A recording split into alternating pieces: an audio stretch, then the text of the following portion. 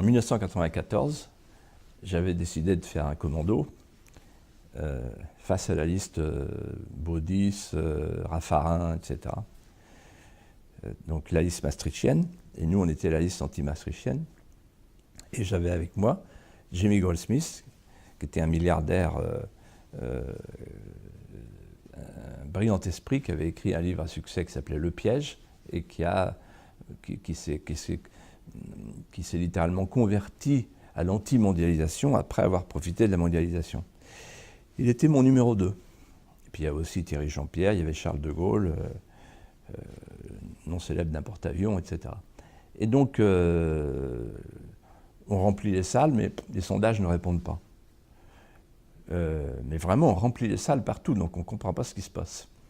Et puis, alors à l'époque, on avait le droit, je ne sais pas si c'est encore le cas aujourd'hui, mais on avait le droit de faire appel à l'argent privé jusqu'à la hauteur d'un plafond, mais qui était très haut. Et donc, quelqu'un qui était sur la liste avait le droit d'apporter son financement personnel. Très important ce que je dis, parce qu'on était dans la légalité parfaite. Et d'ailleurs, notre compte de campagne a été parfaitement validé. Et donc, j'avais dit à Jamie, voilà, moi j'ai pas le premier sou, si vous pouvez nous aider, etc. Bon, d'accord, etc. Et on arrive à un mois de l'élection. On était sur le point de trouver du gaz de schiste, c'est-à-dire qu'en fait, on creusait, on était à 1-2%, c'était désespérant, à tel point que Jamie Goldsmith était reparti chez lui au Mexique.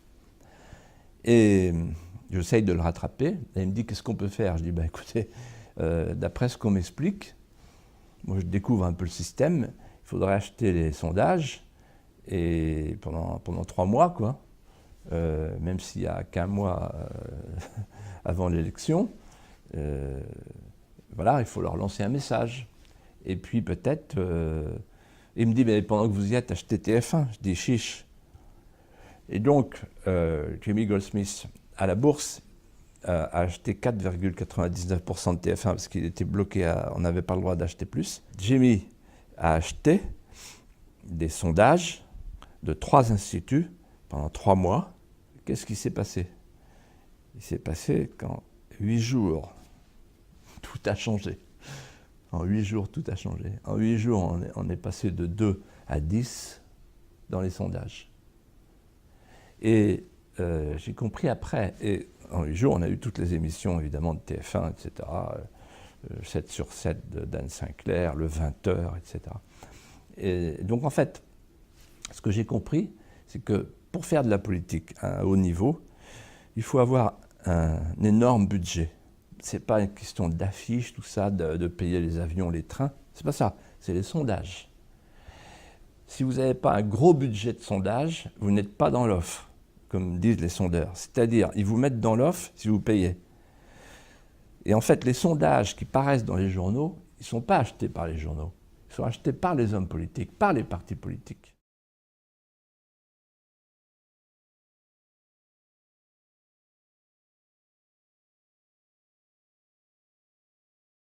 En 1994, j'avais décidé de faire un commando face à la liste Baudis, Raffarin, etc.